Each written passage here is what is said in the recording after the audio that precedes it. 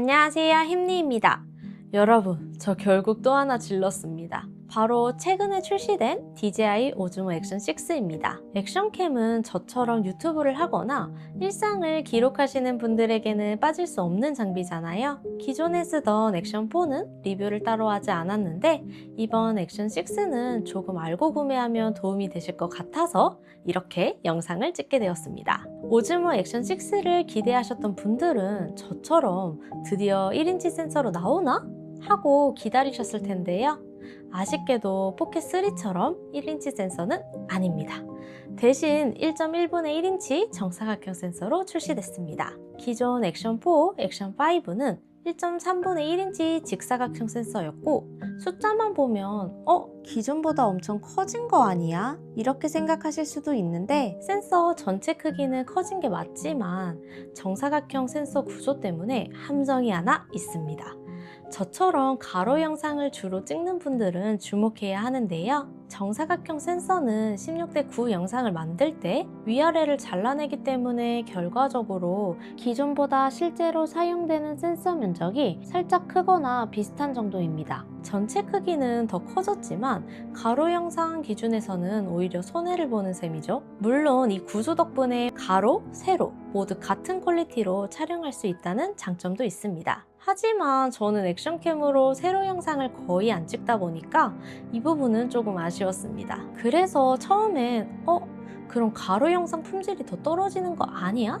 이렇게 걱정을 했는데 DJI가 여기서 액션캠 최초로 f2.0에서 f4.0 가변 조리개를 넣어놨습니다. 주간에는 조리개를 조여서 더 선명하고 디테일한 결과를 만들어주고 야간에는 f2.0으로 열어서 기존보다 더 밝은 결과물을 보여주는 방식이죠. 1인치 센서가 아니라서 아쉬웠던 부분을 가변 조리개가 어느 정도 덜어준 느낌이 들었습니다. 이번 액션 6는 오즈모 360이나 루머로 돌고 있는 360 드론 등 여러 장비에 활용하려고 만든 센서를 공용으로 사용한 게 아닐까라는 생각도 들더라고요. DJI 입장에서는 이렇게 하면 비용도 절약되고 좋으니까요. 자, 다시 리뷰로 돌아가서 저는 기존의 액션 4를 사용해 왔기 때문에 이번에 액션 6를 스탠다드 킷으로 구매를 했습니다. 마운트 방식도 바뀌고 배터리도 바뀌어서 몇몇 리뷰에서는 호환이 안 된다는 말이 있어서 솔직히 걱정했는데요. 그래서 직접 테스트를 해봤습니다. 결과는 액션4에서 사용하던 마운트 방식, 배터리 모두 사용이 가능했습니다. 부착할 때 느낌이 약간 어색하긴 하지만 사용하는 데 문제는 전혀 없었습니다. 액션4에서 쓰던 배터리도 사용할 수 있었고 용량이 적어서 사용 시간이 줄긴 하지만 와, 이거 배터리 금방 닳는데? 이런 느낌까지는 아니었습니다. 이렇게 모두 사용이 가능해서 정말 다행이었습니다. 저처럼 기존에 액세서리가 있으시다면 스탠다드 킷 구매를 추천드립니다. 근데 렌즈 액세서리는 호환이 안 됩니다. 그리고 액션4 충전 케이스로 액션 6 배터리를 충전하면 100% 충전이 되지 않습니다. 약 96% 정도에서 멈췄고 액션4 배터리와 같이 넣어두면 액션 6 배터리는 충전이 멈추면서 액션4 배터리까지 충전이 안 되는 현상이 있었습니다. 이 부분은 배터리만 나눠서 따로 충전하면 사용하는 데 큰 문제는 없었습니다. 이 점 참고해주세요. 그럼 이제 실제 결과물을 보면서 이야기해 보도록 하겠습니다. 촬영은 평소처럼 디로그M, 시피트 오토로 진행했고 둘 다 같은 럼만 입혔습니다. 주간에는 역시 생각한 대로 둘 다 좋은 결과를 보여줍니다. 특히 빛이 고르게 있는 상황에서는 액션4 영상이 더 예쁘게 보인다는 느낌이 있었습니다.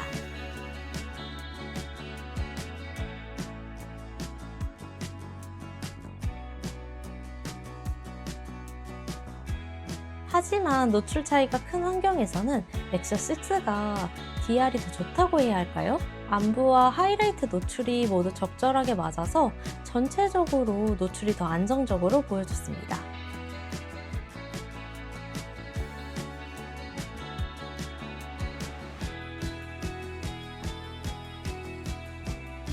나뭇잎 촬영한 영상을 보시면 액션 6가 확실히 더 밝게 찍히는 걸 확인할 수 있었습니다.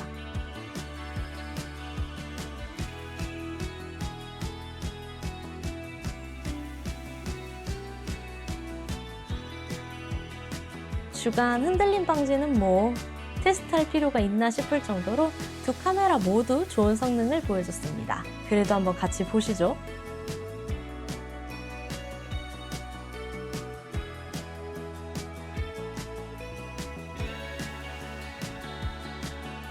그리고 액션4에서 액션6로 넘어오면서 좋았던 중 하나는 호라이즌 밸런싱 촬영 시 화각이 넓어진 점입니다.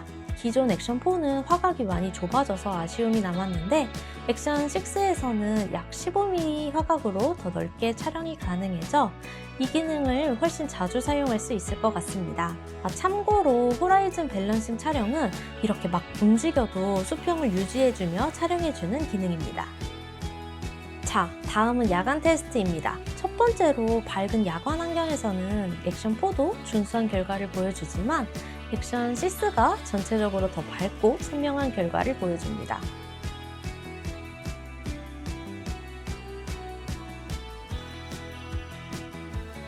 인물을 더 가까운 거리에서 촬영해보면 액션6가 뒷배경도 더 선명하고 좋은 결과를 보여줬습니다.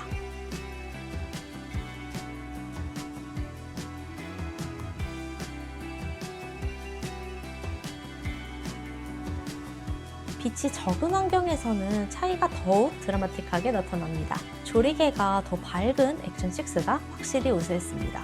액션4는 슈퍼나이트 모드도 없어서 야간에는 촬영이 많이 아쉬웠는데 액션6는 슈퍼나이트 모드를 사용하지 않아도 준수한 결과를 보여줬습니다.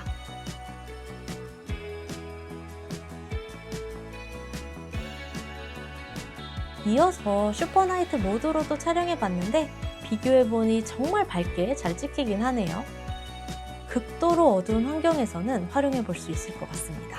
어두움이 있을 때의 잔상 테스트입니다. 움직임이 없는 상황에서는 액션6가 전체적으로 더 좋은 결과를 보여줬는데 움직임이 있는 상황에서는 아쉬움이 있었습니다. 영상에서 보시면 빛이 있는 상황에서도 액션6가 잔상이 더 남는 현상이 확인됩니다. 촬영 데이터를 정확히 기록해두진 못했지만 촬영 설정을 할 때 노출 정보를 보니까 액션6가 셔터 스피드를 더 느리게 사용하는 것 같았습니다. 조금 더 어두운 환경에서 테스트한 결과도 역시 액션6가 잔상이 더 많이 남는 걸 확인할 수 있었습니다.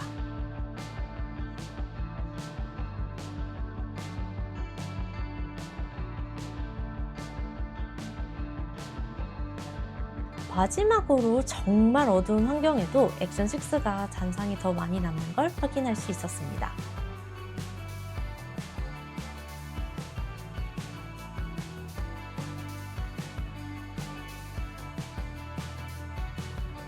앞서 말했듯이 액션6가 액션4보다 밝게 찍히다 보니까 셔터 스피드가 느려지고 이미지 처리 과정에서 여러 이유가 겹치면서 잔상이 더 많이 발생한 상황이라고 생각이 듭니다. 이를 해결하려면 셔터 스피드를 120분의 1 정도로 빠르게 수동 고정하면 잔상은 줄어들긴 하지만 그 대신 노출이 부족해져서 영상이 어두워지는 단점이 있습니다. 추가로 포켓3도 마침 가지고 나와서 같이 테스트를 해봤는데 최대 감도가 액션에 비해 낮음에도 불구하고 확실히 더 안정적으로 촬영되는 결과물을 보여줬습니다. 자, 이렇게 액션6를 구매해서 센서 이야기, 호환성, 주간, 야간, 테스트까지 간단하게 살펴봤는데요.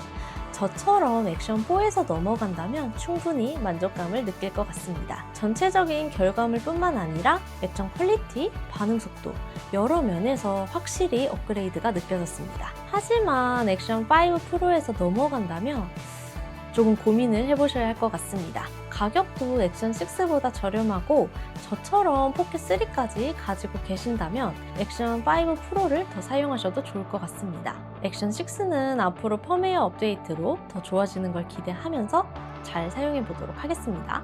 그럼 여기까지 시청해주셔서 감사드리며 구독과 좋아요는 영상 제작에 큰 힘이 됩니다.